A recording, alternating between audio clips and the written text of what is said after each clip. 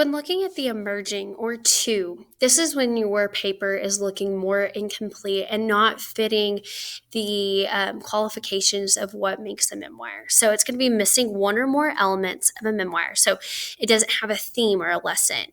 There is not an obstacle that you're facing. You don't have that aha moment, and there is no clear effect or thought process behind how that changed things for you, or it includes no clear outline or implementation of revision.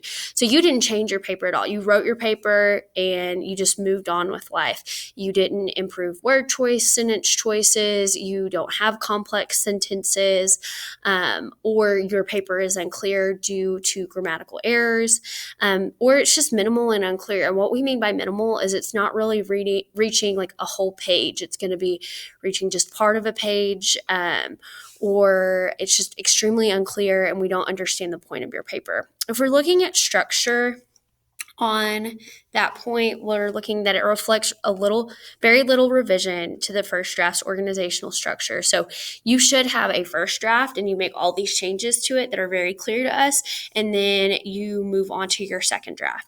It may not include a beginning, middle, or an ending that reflects the effect of an aha moment. So it may not include, a rising action or an introduction as to what the situation you're in, or it doesn't have that middle where you're kind of getting into that why you had that aha moment, or it doesn't have that ending that shows, hey, this is the lesson I learned for it, and this is how things change in the future because of it.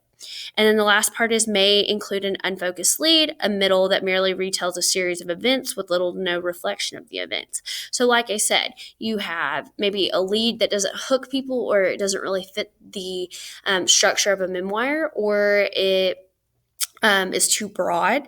And then the middle is just, telling a story, but it doesn't really have a point.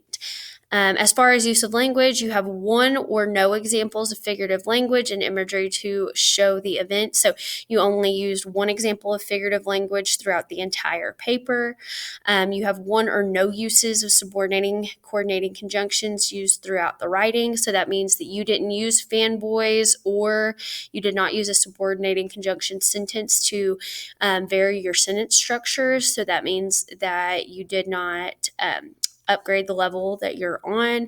It contains mistakes that detract from the meaning or readability of the memoir. So that means that your mistakes that you're making in your paper, maybe you have extensive spelling mistakes, and it makes your paper unclear. So that's the reason that you would be on a 2. So that is what the emerging or 2 would be for our memoir scoring rubric.